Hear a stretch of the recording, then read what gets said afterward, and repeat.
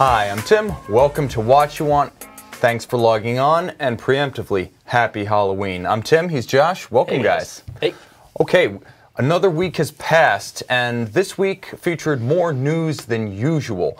So we're going to jump right into it, but first we're going to do some wristwatches. Now, I'll go first because I know everyone's talking about the huge vintage watch purchase that was made last night. And since these are the words on everybody's lips, let me oblige you. Yes, I have finally taken delivery of my Jaeger-LeCoultre E877 Snowdrop. And while that mineral crystal is quite ripe, I'm happy to say, this watch has a absolutely seamless antiseptic dial. Underneath that scarred carapace, this is a time capsule. I win. Wow. And for under $5,000, I even get to eat after buying that. You can afford a burrito. All right. You were expecting something else? Not quite as exciting, though. Kind of vintagey looking, right? My Panerai 380, 3-day manual wind movement. This one has the Panerai logo at the 6 o'clock, and it's the painted dial. This is also under $5,000, so we both get burritos. Hell yeah! For less than the buyer's premium, we walk away winners. That's right. With the watches we wanted. We're gonna have a little bit more guidance on the auction insanity that ensued last night, and actually there were a couple of highlights or lowlights depending on your perspective. But we're also going to give you some guidance on where to buy if you want to go into vintage right now with, shall we say, more limited exposure. All right, so let me quickly call out Eddie Landsberg, always first, one of our favorite, Javier Queckman, joining us from New York, Charles Corey, Killian, David Cahill, A. Wilson, David Cullen. Welcome, guys, from around the world. Okay, folks, so naturally, Watch You Want watch reviews. My other channel, big milestone, just passed 1 million views. That's pure watch reviews and a little bit of watches live. But the old style 5 to 7 minute quick hits have finally passed into the realm of 7 figures. I owe it all to you guys. It's always the highlight of my day to share a watch like any one of those with the audience because frankly, I just created the videos I wanted to view when I was on the outside looking in, and it's still a blast. So subscribe if you like. Thanks again if you viewed. Okay, Josh, now you also buy watches, right? You don't just sell them. Yes, I do. So if you want to sell your watch, who do they call? Me. And even if he's not awake, his answering machine never sleeps. He will get back to you. Yeah, call me when I'm asleep. I don't say call 24 hours a day anymore because people think I'm like whipping these guys in the back room. I'm firewalled from sales. Yeah, some people take that as a challenge. Someone else is whipping them, not me. All right, Josh, let's play this or that. Sure, let's do it. Okay, guys, we're going to hit this Rolex thing because I know everyone's talking about it. It's the tail end. We saved the best for last. Rolex thing? What's going on? Yeah, there's something went down with a Rolex. I'm not sure. Interesting. I think someone bought it out of a code on Chambers Street. Oh, yeah, okay, yeah. Great watch. All right. Next generation tech from sports watch stalwarts. Guys, we saw within a space of about 9 months, 2 watches come from completely out of the blue. Between them, they number about 150 pieces from brands not associated with this kind of thing. If you remember the 1967 Toyota 2000 GT, it was basically a Jaguar E-Type designed by Toyota. It looked like a UFO. Considering where it was coming from, today it's stunning. Back then, it was otherworldly. No one saw this coming from Toyota. We have 2 high-dollar concept watches that came from similarly unlikely origins. Yeah. We have the Breitling Superocean Heritage Chronoworks. Okay. A 2016 Basel World debut. Josh is going to pick the one he likes best and then explain why.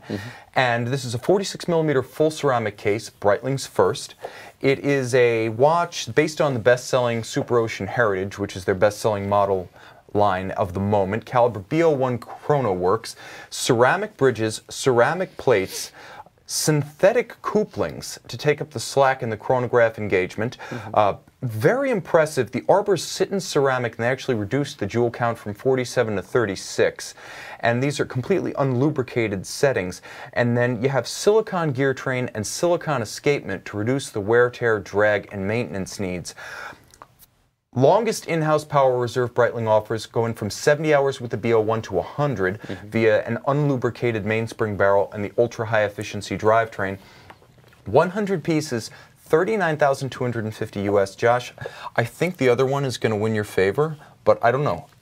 We know Josh is a Panerai fanboy, but he's not a huge fan of the larger Luminor models, and the Panerai LAB-ID Luminor 1950 Carbotech 3 days PIM 700 is a 49mm carbon fiber monster. Yeah. Carbon fiber nanotube dial, it's literally like an event horizon the way it soaks up light. That's the idea. So black that they actually had to print the text of the dial on the underside of the crystal. Yeah. 4 joule. That's it. Caliber 3001C. Completely unlubricated, uses a high-tech ceramic, and I believe it's ceramic tantalum hybrid setting system for all pivots, such that it requires no maintenance and is warranted before its next service out to 50 years. Yeah, that's crazy. 50 pieces, $58,000, still 100 meters water resistant. Josh, which one is for you and why? Well, so I've actually handled one of these watches, the Chronoworks. We have one in stock now. So I haven't handled the LAB-ID, have you? I have. I've worn it. You wore it in I did. Basel, yeah? At SIHH when it came out. Okay. That one was this year. The Chronoworks was last year. Right, exactly. So but I've handled the Chronoworks. I haven't handled LAB-ID, though it is in the, what's the case made out of? It's called Carbotech. Carbotech, that's right. So it's made out of Carbotech, which is the same as the 661 and the 616 Panerais, which at first I didn't think I was going to like. Once I got it on my wrist, I really liked those. So pros and cons. The Chronoworks, it's a cool idea. Breitling, I guess, has a little bit more experience making, cool movements or high horology movements, right? Longer power reserves, quick setting chronos, things like that. I would say there's certainly less future tech in the Chronoworks. It's adventurous, it's impressive because it's so different from what Breitling does. Right. But I would say that Panerai is so far beyond the pale here. Really, no brand has expertise in what they're doing. This is a very experimental product, and I almost feel like you're a beta tester for a technology that'll work its way into your PAM base type watch in maybe 12 years. Right. So on the one hand, experimental tech. On the other hand, 50-year warranty. I mean, it's okay. So both watches come from brands that don't make these things, right? Like as you've already said before. So what you're seeing is another side of each brand. That being said, without trying on the Carbotech or the LAB-ID, I'd probably still go for the LAB-ID just because, again, it is a Panerai, which I like. I like the feel of those Carbotech cases. Yes. And 50 years. No service for 50 years is fantastic. And it's warranted. Like there's some companies that'll make adventurous recommendations with respect to warranty, but there's some companies that say service every 3 to 5 years, but their warranty is 2. Right. This is a great example, and every company should do this. Behind them. A service interval at least as long as the warranty period when you buy it new. Makes sense. But I'll say this: if they had made that the Chronoworks maybe in the Navitimer case or something like that, I think, in my opinion, would have made a little bit more sense. Sure. As opposed to like one of their, it is their best selling, the Super Heritage, but it's also one of their lower end, case models. So it's going to be on the lower end of the price range. Yes. So it's not going to be one of their higher end watches. Whereas the Carbotech cases are both they're like middling in regards to the kind of their price point. Yeah, it but makes a at little more least, sense. I think maybe what you're saying is since they went with the Luminor case in Carbotech, it was more of an essential model, whereas the Superocean Heritage is kind of a modern invention. Right. I will say this though, the Superocean Heritage is their best-selling model line, so I think they thought let's combine strength with strength and make our experimental watch part of the most popular family to speed collector I can understand acceptance. that, I guess. I will say this. I wore the 49mm Carbotech case, and the ID Lab is definitely wearable. And I also think it's a great way forward for Panerai because you wind up with a materials and technology proposition that doesn't change the look of the watch. Panerai guys are very sensitive about keeping it legible, keeping it simple, and keeping it iconic, and none of that changes here despite the addition of cost and technology. You still get that essential Panerai look. It's not like the minute repeaters, the tourbillon, the equation of time that kind of leave you scratching your head. Nothing like a Panerai. Exactly. This is almost more to its core in that regard because you have like is it Vanta Black or is it the Carbo? It's exactly like Vanta Black. Okay. It's the same material, the nanotubes that just suck up light. So yeah, you have ultra legible dial. So it's almost like it's emphasizing everything that is great about Panerai, and then on top of that, hey, let's do some high horology. I think we both agree that the Panerai ID Lab is the more intriguing watch, though I have to wonder 50 years down the line, are we starting to move away from a world that requires traditional watchmakers with a watch that's mostly synthetic and marginally serviceable with traditional skills? I don't know, and I see that perhaps being the bone of contention for real connoisseurs going forward. Agreed. Now guys, because I know you don't spend enough time looking at watch pictures online, I'm doing the Instagram thing now, and so is Josh. Josh, which is your Instagram handle? It's Mr. Thanos, just Mr. Thanos. Far more authoritative than his daily name. You'll know him by his sign. I am Tim_Mosso, so follow Tim_Mosso on Instagram, and I usually try to compose a fun picture. You can see glasuta and fruta, my last photo. All right, so here's a feature that I really love because as a writer, I relate to it uniquely. Every week, I want to sort of shout out the best article that I read in the watch space that week. Sometimes I forget, sometimes there's too much news, but this week, I think we managed to hit the nail on the head with a great example of why good journalism in the watch space still counts for a lot. Okay, well-deserved winners at Watch of the Year by ch24.pl. This is an article by German-based veteran watch writer Elizabeth Dorr of Quill and Pad, and she was both author of the article and part of the 6-member panel of judges for this article, for this actual event. Now, it's sponsored by a Polish website that's also a news site, and on their behalf, I really feel like it was an illuminating summary of little-known and shockingly on point, almost like a mini version of the GPHG held in Poland. The article outlines a nuanced and thoughtful evaluation of watches that really deserve your attention and respect, and I also think from a 2017 perspective, they combined enthusiast favorites from the new model year, such as the Jaeger-LeCoultre, the JLC Master Chronograph Sector Dial, the Longines Heritage 1948, a real nice, simple $2,700 steel watch that's out there. They also talked about actual 2017 GPHG contenders, like the Slim d'Hermès L'Heure Impatient, which is a wonderful countdown alarm from a company that just doesn't get enough credit for its watchmaking. It's another one of those outsider-type brands that Brian and I talked about. And the Singer Track 1 from Singer Reimagined, a watch that, quite frankly, could win any category at the GPHG, nominated for chronographs.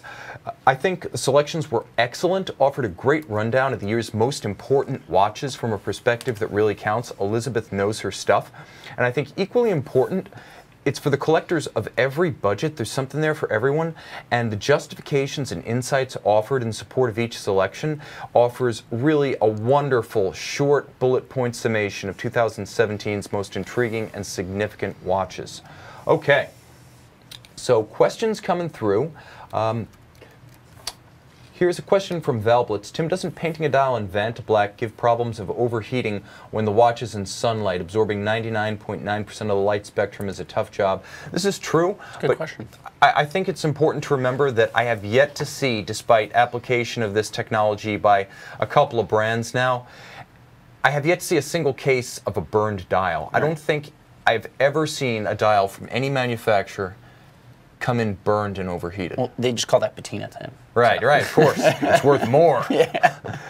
But I'll also say this, that Panerai 50-year warranty is an across-the-board warranty. It's not a movement warranty, so you're protected in any case. I also think the AR coatings on the underside of the dial and the sheer...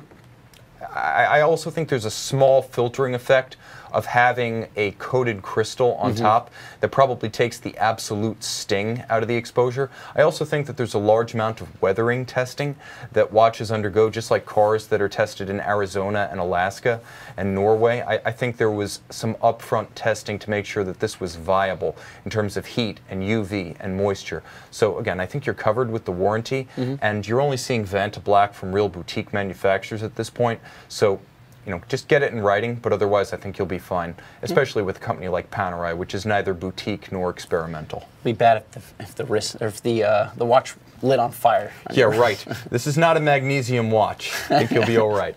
Okay, so new watches. Guys, there were some interesting debuts. There were few, but fantastic. Let's start with the top of the line. Probably the most expensive watch you could buy new this week. Parmigiani Fleuerier Bugatti Type 390. More appealing than its namesake, the Bugatti Chiron, in my opinion. Again, this is to gild the lily and honor the new 1,500 horsepower Bugatti. I think we've got a picture of the Bugatti Chiron in there. But the watch, to me, is more appealing as something that can basically be taken anywhere, whereas the car is a bit more limited. Although it is good looking, I also feel that the watch, frankly, is going to have more enduring value than a pile of sealed circuitry computer modules. I don't think any modern car will make it to its 50th anniversary, warranty or not. Now, Parmigiani offers several levels of Bugatti watch, and this is a true successor to the sensational 2004 Type 370 timepiece with its barrel-shaped transverse movement. Not a watch often talked about as low profile in terms of production numbers as the actual Bugatti Veyron itself, but this watch kind of lit the flame, and now with the Type 390, the flame grows. This is an apex driver's watch. If you're familiar with the driver's watch genre, this one uses a perpendicular gear train in order to place the time in view of a driver with his hands on the wheel.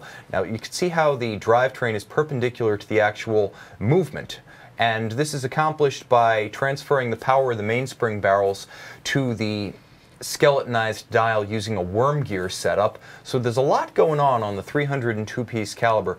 Caliber PF390, 80-hour manual wind power reserve indicator with a flying 1-minute tourbillon that's visible on the flank of the watch. So you have to look at it sort of down the barrel of the wrist and then turn it around to read it. This is a watch that I think at 57.7 millimeters across the wrist and 42.2 wide, 18 millimeters thick, is probably almost like that reverso triptyque we have, Josh, where it's more of a trophy than a wearable timepiece. Right, yeah. But though, I mean, this I think would probably be more wearable than the triptyque. This will be. Anything's more wearable than the triptyque. This is great for Parmigiani, who, you know, a lot of their watches are going to be mostly dress watches. I love that they go off-board with things like this, that it's more of like an MB&F, Urwerk type, you know, boutique style watch, and it really shows their versatility. And you know me, I love Parmigiani, so. I mean, we're in accord on just how good Parmigiani does almost everything from basic R&D to the final finishing before delivery. This is a very impressive integrated manufacturer, and with 10 being built, the watches are going to be built in rose gold and white gold, 10 of each. The timepiece is going to be priced at approximately $300,000 US, and reportedly they're almost gone. So if you're a player for this sort of thing and you like what you see and you've got a wrist that resembles a California redwood, you're in luck. Your ship has come in, or should I say, your supercar. Yeah. Does it come with the Bugatti or no? You know, it doesn't, and I'm not sure you have to be a Bugatti owner to buy it, but like I said, I think the appeal of this transcends the car. I think this is actually more appealing than the car. Yeah, no, I would agree, though it's not a bad car. No, it's not. It's the ultimate Volkswagen. Call it the most super of super Beetles. There you go. Okay, so along the line, Moser gets nostalgic. Moser Cie, a brand we love. This fall with a revolutionary tribute watch. Okay, 'tis the season, October, and a red October at that. And we are introducing the H. Moser Cie. Yeah, that's the Cruiser Aurora. You remember it from shelling the Winter Palace, right? Haven't we read our history? No? Well, the H. Moser Cie Venturer XL Stoletny Krasny for Russia. This is an unlikely nod to the centennial of the October Revolution, hence the Cruiser Aurora in there, and the nationalization of enterprise that brought an end to almost 90 years of Moser in Russia. So I will say that's an unusual occasion to mark as, you know, Moser. But all the same, a somewhat askew limited edition that is nicely made and laden with post-Soviet nostalgia. It shares some of the overtones of unintended irony that we first detected in the $400,000 Zenith Christophe Coulomb Huracan Revolution, featuring the image of Che Guevara. And again, this is the kind of unintentional irony that we love in the highest reaches of high horology, because when there's a big price on it and it seems strange, you have this delicious contradiction that you can only get from Swiss watchmakers. Now here's the other thing. You want more irony. It's delivered without any smirk, grin, or sense of, well, that word again, irony, on a green NATO strap. So yeah, let's just call this one the Warsaw Pact strap and move on. So rest assured that Moser's Signature red fume dial with Cyrillic script will hit harder than great patriotic weapons at your next Gazprom office party. Rest assured, too, collectors can bring down the Iron Curtain on a successful 2017 year of business or glorious state-sponsored enterprise for only 1,158,000 rubles or 20,000 capitalist pig dollars. We tease Russia, we love you. Some of us do. Powered, the 17 pieces available in steel will be powered by the 3-day manual wind caliber HMC 327, manufactured by Moser, and beautifully finished. That's a bargain. Okay. I will say we're going to segue to a different topic in a moment with some current events, but let me quickly call out some of our friends in the chat box. Thumper JDM, JBO Surf, Dennis McFeely, Eric Nielsen, welcome guys.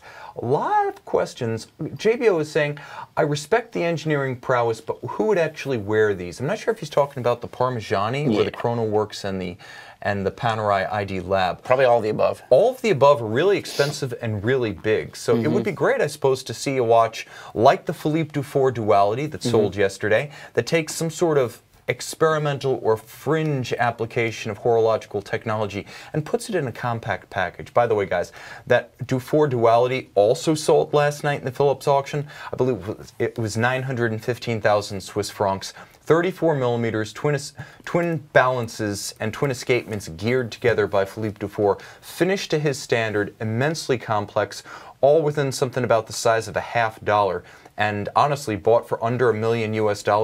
I think that was a steal compared to the Rolex. Yeah, without a doubt. Which Rolex? You're going to have to wait till the end to find out. Okay. What Rolex? So here's a question from Andrew. Andrew's asking, how do you tell yourself to be happy with your collection and stop looking at other watches? Josh, can you? Is it possible? No, it's not possible, but it's fine because there's watches everywhere. Everywhere you look, there should be watches.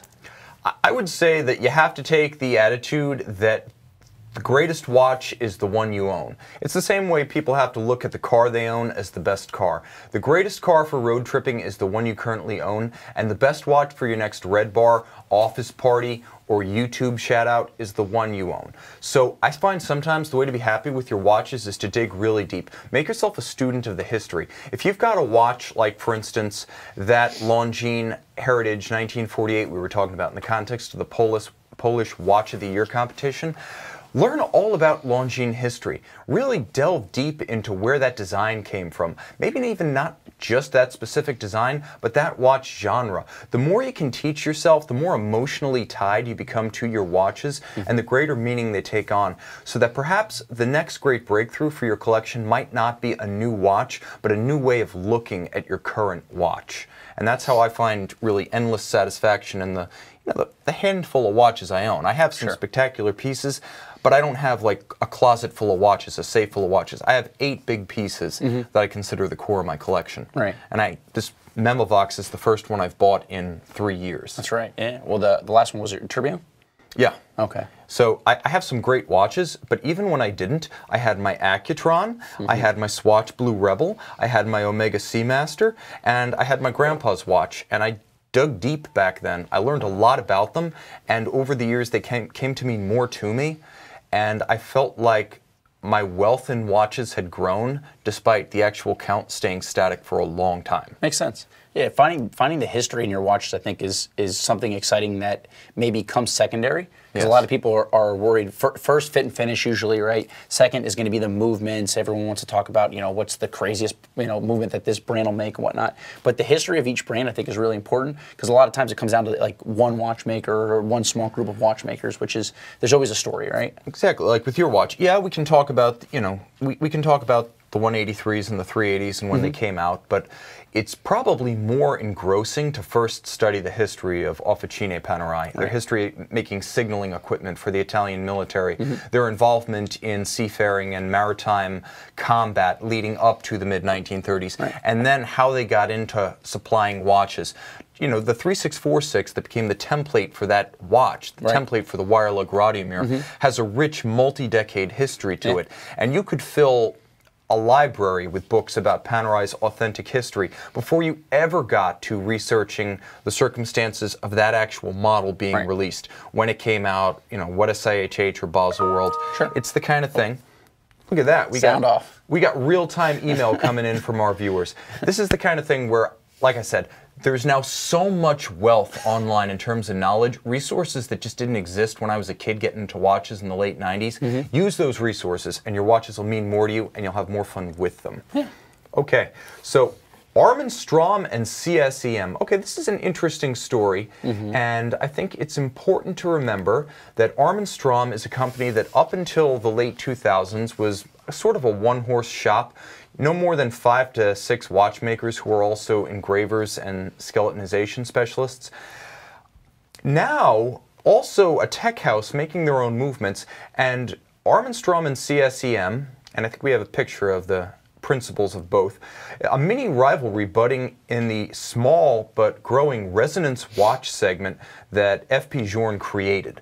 Now, Armin Strom, a company, like I said, mostly known for artisanal innovations until the 2010s, announced a partnership and validation trials with CSEM, which is a Swiss bureau that offers services to microelectronic and micromechanical businesses in the watch industry.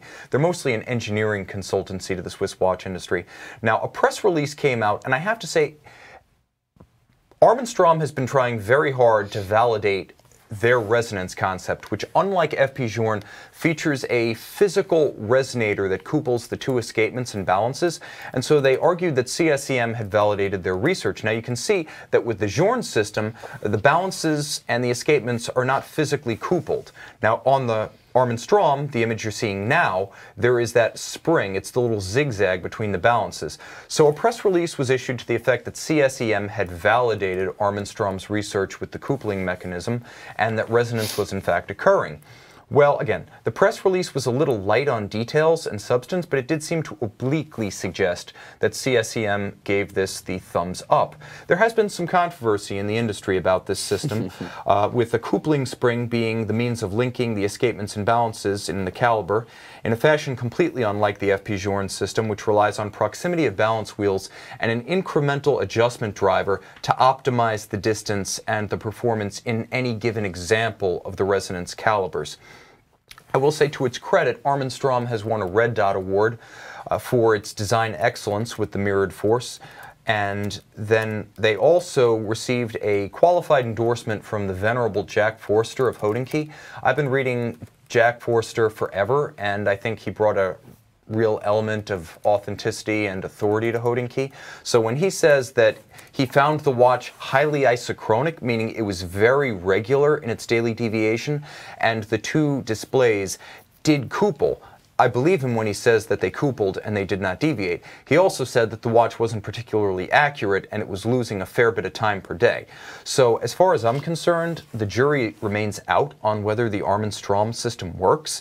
Hey, Claude, Serge, send me an example. We'll do a review right here. We'll find out for sure. I'm open-minded to anything. A new resonance watch, I welcome competition in this field, and I hope to see much of it for years to come between this newcomer and the established power from Geneva.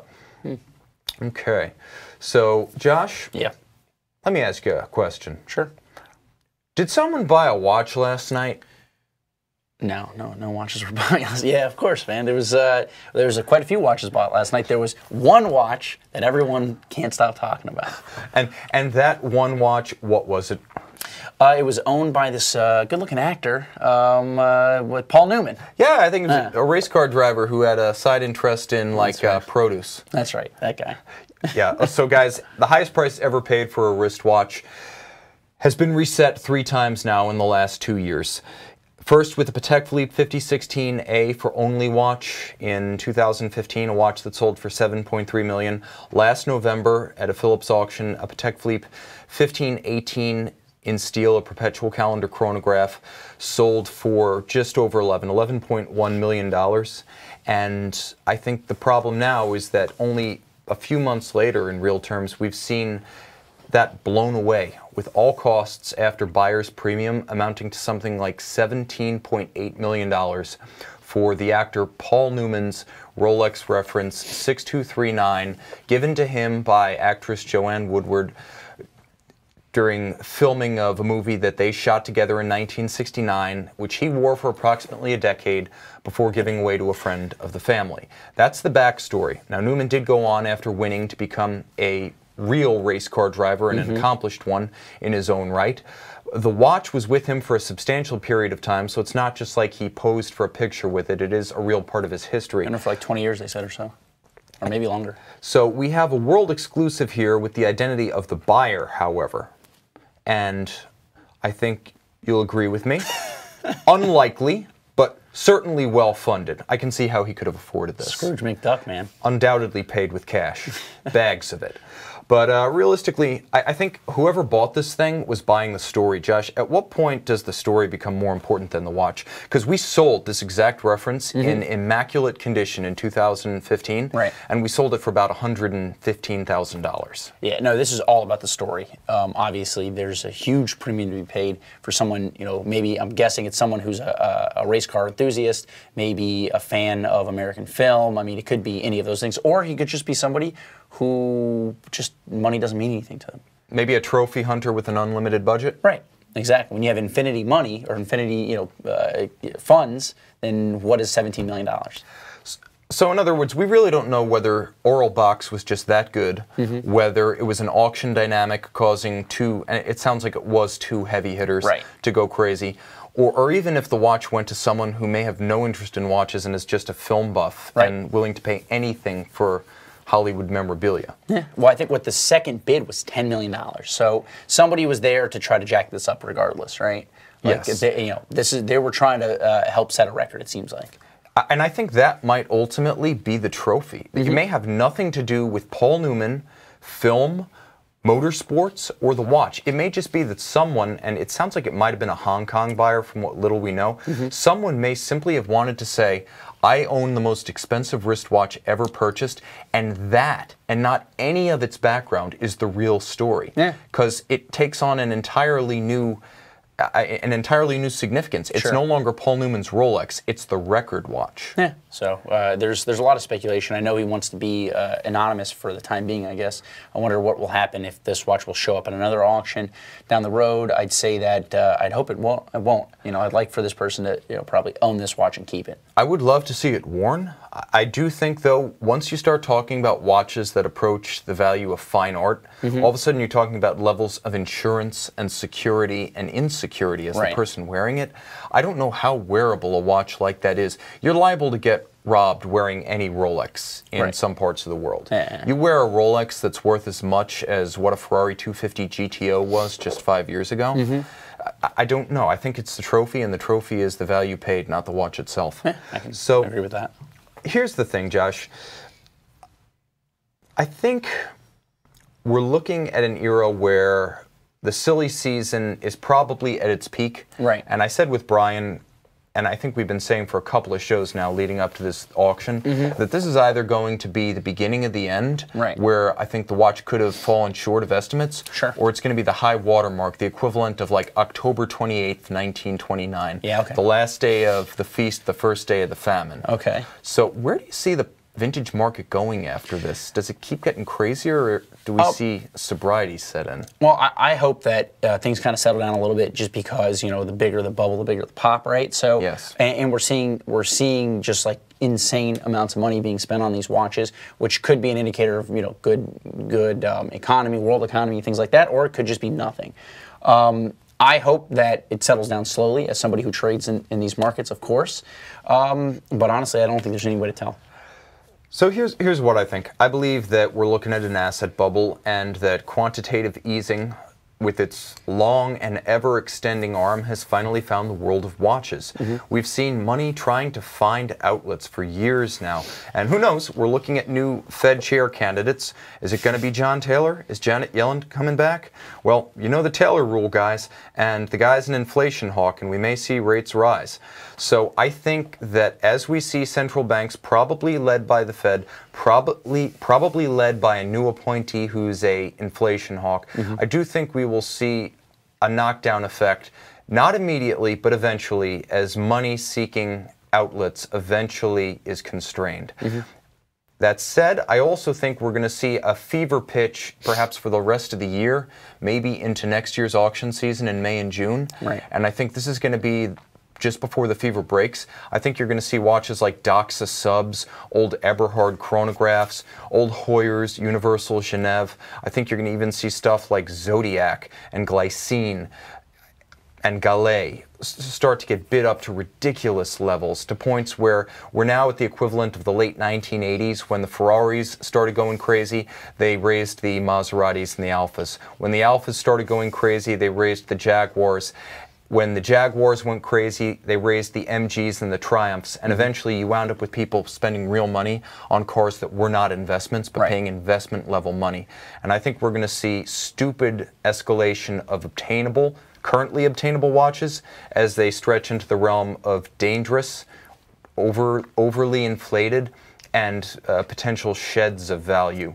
Well, we're already seeing that with some of the watches. Obviously, you know, some of the Pateks and Rolexes that are just somewhat hard to get are going up in value because people want to get them now. So that's going to be a symptom of, you know, the all boats rising scenario with the vintage.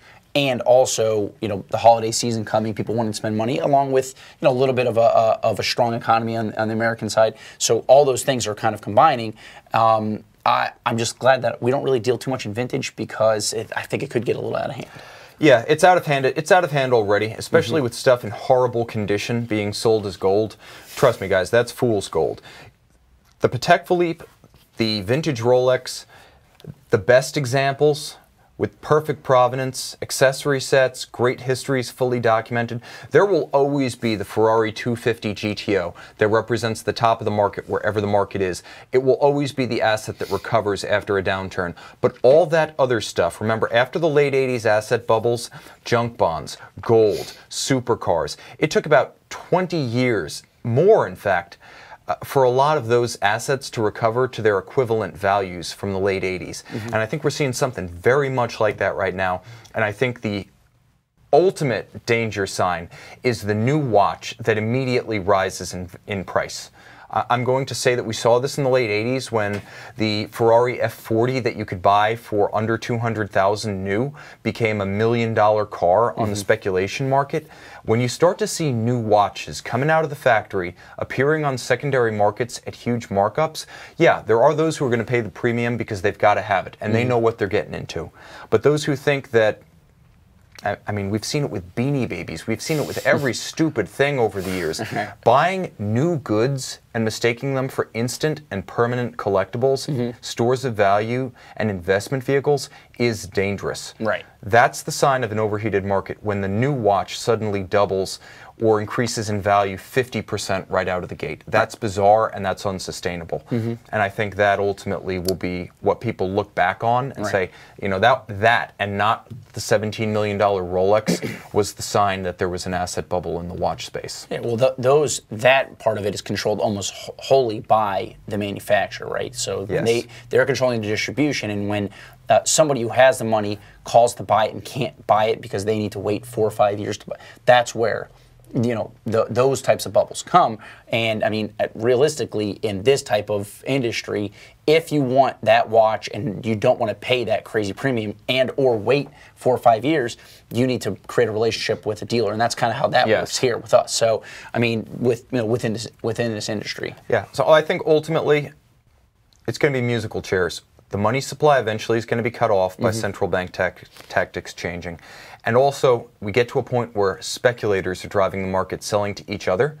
At some point, all the end users have their pieces. The music stops. Who's left without a chair? Right.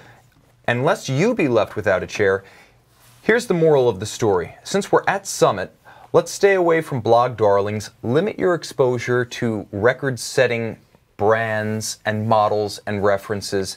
The things that have been making headlines, stay away from them. I have some suggestions for uncorrupted and honest vintage fun, guys. Let's start with pre-1978 Breitling. Breitling 806 Navitimers and 809 Cosmonauts. Oh, yeah. Josh, Mike Michaels just bought one of these, and I believe he bought it for under $5,000 for himself. Yeah. Those are great watches that will maybe collectible in the future, but if not, who cares? Because they're really cool, and you can get them, for a relatively affordable price. Yeah. Just as much style, substance, and history as any vintage Omega Speedmaster, and you can buy it for, I mean, again, not just less than the buyer's premium, but a fraction of the cost of these watches. Like, to the point that some of these things are going for like 1% of what the auction watches are going for. 806 and 809s. Breitling, pre-1978, a very safe buy. You can buy it, own it, have fun with it, not worry about losing a huge amount of value equivalent to a mortgage. I would also say, remember guys, we saw two other records set last night. One was at Bukowski's in Sweden, not the Phillips auction, but an Omega Speedmaster 29151, the first Speedmaster from 1957, set a record of $275,500 US, and it broke the record set only last year by an Omega Speedmaster Project Alaska 2, which was about $156,000 US. This is the record being exceeded by $100,000 in the space of 1 year. Also, a Jaeger-LeCoultre, a JLC deep sea diving alarm, sold for $100,000, breaking the previous record of $50,000 set in May of this year. Again, bubble much? Yeah. But like I said, we have alternatives, not just pre-78 Breitling family era Breitling vintage, but 1970s Jaeger-LeCoultre. I'm wearing one right now, guys.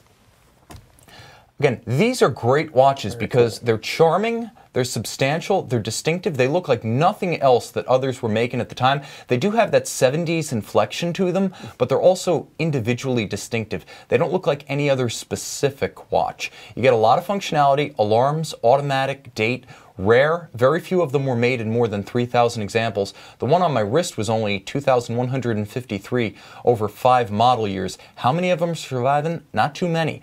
Great value. A lot of these watches can be had well under $5,000. I paid under $5,000 for this one. And this one has an antiseptic dial and an antiseptic case. What year is this from, you said? This is a 1971. So 1971, how many things can you say that you bought that were made 40 years ago that are essentially working like the day you bought? Are your 8-tracks still this solid, guys? This thing's keeping time on my wrist here. It's keeping time and the alarm works beautifully. This is a great buy. And all of its brethren, the E870s, E871, E872, E873, E874, they're all out there and they're waiting to be had. Distinctive, a great brand, great prices, and they're not overinflated value-wise, so you're not going to lose any money. I want to say something, because you mentioned earlier about how none of the cars that are made today will be lasting, say, 50 years. Like how you're seeing cars that were made 50 years ago that are still around. Yeah, we've gone from cars being dependent on mechanical engineering to integrated sealed electronics. So, but that's really happening to everything we buy, right? So I think that moving forward 50 years from now, this thing, that thing. Right, everything you own now is basically computer-based, which are becoming really obsolete in a few years, so they're not made to last that long. So I wonder what the vintage market will be for watches 50 years from now, because really, when you look around, they might be the only things that are lasting 50 years. That's true. This watch will outlast me. It will outlast probably my kids. It's got a 300-year service life. That's the service life of a wristwatch, guys. If it's maintained 300 years, you should be all right. I also want to call out vintage Zenith, guys. Some of the El Primeros have gained in value to a point where I no longer consider them to be buys and bargains, but I would say consider the Dayfi Sports of the 1970s and late 60s. The Dayfi A3642 in particular, manufacture automatic movement, exceptionally tough, built to survive and endure, wonderful period pieces with gorgeous vignette dials, geometric case forms redolent of their era, Zenith caliber inside, Zenith look, immediately recognizable to a vintage connoisseur from across the room, and again, easily purchased for under $3,000 all day long on vintage markets. And it's not like these things are worth so much that people are counterfeiting them left and right. In general, you find a reputable vintage dealer with a Zenith from this period that's not a chronograph, you're probably going to get an honest watch. Yeah. And I would also say, guys, consider an untapped source of beautiful old watches from a great house, Girard-Perregaux 8867 Diver from the late 1960s. A charming piece. I see them below $4,000, still available all day long. lovely, just as beautiful as any Rolex Submariner, as any Jaeger-LeCoultre Polaris, as any IWC Aquatimer 812 from the period, only priced a whole lot less. Again, buy these all day long for under $4,000. And finally, remember, the 80s are now 30 years in the rearview mirror. In a lot of ways, Marty McFly was nearer to the 1950s during Back to the Future than we are to Marty McFly today. And therefore, I would say consider the Girard-Perregaux Seahawk 7100, 200-meter diver from the 1980s. The Seahawk 7100, a gorgeous watch you can easily buy for under $3,000 today, that looks the business, is still new enough that it can be sealed up, restored to diving spec. Girard-Perregaux can take this watch in and send it back to you, still a functional diver, but still having that tritium patina, vintage charm, and a very wearable 40mm case size. To me, this is the next frontier in vintage, 1980s. Yeah, makes sense. And that's when watchmaking kind of picked up, and collecting picked up too. So you're going to see a lot of really interesting, vintage pieces coming from the 80s. Eddie Landsberg asking, any recommendations for a watchmaker in New York City that can do engravings? I would say call my friend Mike Mandelli out in Time Source on Long Island. He lives out in Huntington. He'll hook you up with someone who can help you in New York. Mike Mandelli at Time Source, old friend of mine. Bought my Accutron, my first big watch purchase for $400 from his dad Mario back in 2007. Okay guys, so I do have a mention from Helicopter Pad for you vintage guys looking for a buy. Seiko 62 MAS, the very first from the mid-60s, the inspiration for this year's SLA 17 re-edition. David Cahill, Tim, how about Vintage Omega? As long as you're willing to buy something that's not a Seamaster or a Speedmaster, you're in a good place. I would say your best buy would be something like, realistically, I would say look for something like the Ranchero. I want to say that's reference 2990. It was a 2-model-year run from the late 50s, from the same family as the Speedmaster, the Seamaster Professional from the period, and also the Railmaster. It was the runt of the family. Uncommonly sold, uncommonly seen, very collectible for it. Guys, thank you so much. I really appreciate you joining us tonight. What will happen to 6239s, $500,000 each, asks Francisco? Maybe for a while, but not forever. I think that's the 1989 $15 million Ferrari that's about to take a crash and won't cross that threshold again for a decade. We may see $500,000 for a standard Rolex Daytona 6239, but I also think we're going to see a huge peg back, and it's going to take a long time to recoup your money if you spend at that level. Agreed. Josh, any parting words for our friends? Go buy a vintage Rolex. Call him. Remember, Mr. Thanos on Instagram, Tim_Mosso. Visit us and check Watch You Want watch reviews. Subscribe to my other channel, now up to 1 million views. Guys, thank you so much. I'm Tim, he's Josh, they're the amigos. It's the weekend, this is Watch You Want, and thanks for logging on. Peace.